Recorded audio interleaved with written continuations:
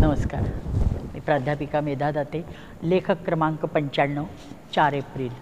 सत्याचरण. सत्याला अनन्यसाधारण महत्त्व आहे. रामकृष्ण परमहंस म्हणजे ठाकूर ते म्हणत की कलियुगामध्ये फक्त सत्याचरण करा तर तुम्ही यशस्वी व्हाल. परमसद्गुरू श्रीजींनी पण सांगितलेल्या वेदांच्या या आज्ञा आहेत आणि पंचसाधन यातील कोणतीही एक निष्ठा ठेवून आचरण करत राहा. निष्ठा ठेवा आणि करा तर तुम्हाला तेच साध्य होईल. तेच सांगितले. विवेकानंद पण ठासून सांगतात की जीवन कृतार्थ करायचे असेल तर तुम्ही फक्त सत्य आचरण करा. यश पैसा तुमच्या पायाशी लोळण घेईल. त्याच्यावर विश्वास ठेवून प्रचिती घेतलेले आजच्या काळातले अनेक आहेत लोक. एक अर्जुन राव नावाचा हैदराबादचा युवक चेन्नईत सॉफ्टवेअर इंजिनियर म्हणून काम करत होता.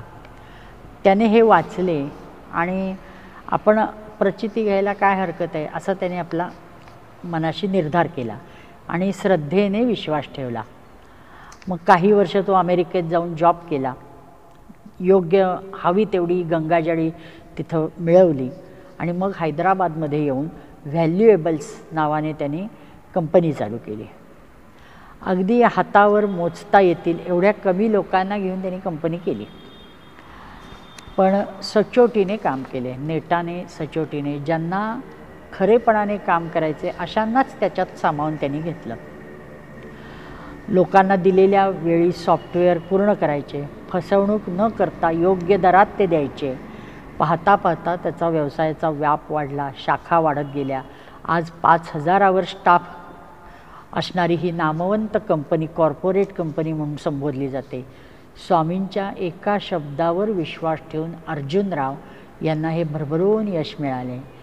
म्हणून स्वामींच्या विचारांचा ते आज प्रचार प्रसार करतात. तसेच स्वामी भक्त दुसरे पुल्ला रेड्डी, ते तर माणूस अशिक्षित आहे, अडाणी आहे, पण सत्याचरणाने मिळणारा पैसा आणि यश आपल्या पायाशी लोळण घेईल ह्या स्वामी वचनावर नितांत श्रद्धा. साजूक तुपातल्या मिठाया ते बनवतात. गुरुकृपा आणि सत्यनिष्ठेमुळे आज 25 ते 30 वर्षात एकाची 2, दोनाची 4 एवढी दुकानं तर त्यांची कितीतरी झाली. पण त्यांची पुल्ला रेड्डी यांनी 2 इंजिनिअरिंग कॉलेजेस काढली. लोकांना सचोटीने मार्गाने जायला ते सत्प्रवृत्त करतात. लोकांना व मिठाईच्या सोबत स्वामी विवेकानंदांच्या जयंतीला, पुण्यतिथीला, ठाकूरांच्या तिथीला ते ह्याच्या संबंधित सर्व त्यांची चरित्र पुस्तकं हे वाटत असतात आणि सद्विचारांचा प्रचार प्रसार करतात.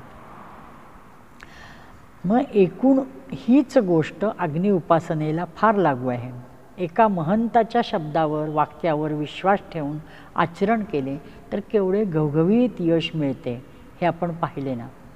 मग संत वाक्याचे मूळ ज्यात आहे त्या वेदांवर विश्वास ठेवायला काय हरकत आहे.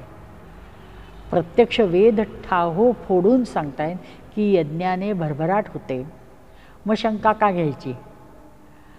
नित्य यज्ञ करणाराला यश आणि पैसा मिळतोच.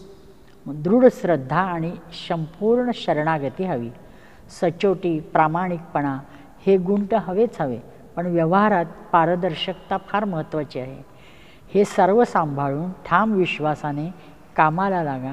मग विश्व तुमचेच आहे. तुम्ही प्रचारक म्हणून आदरणीय आहातच. भस्मविलेपन अद्भुत किमयागार आहे. तसेच अग्निहोत्र प्रचार, दिव्य काम हे सुद्धा त्यात येईल. हे सगळ्या गोष्टी तुम्ही फक्त एक पंचसाधन स्वीकारून, वेदांची आज्ञा स्वीकारून तुम्ही साध्य करू शकता. धन्य सत्याचरण आणि धन्य सत्यवचन. नमस्कार.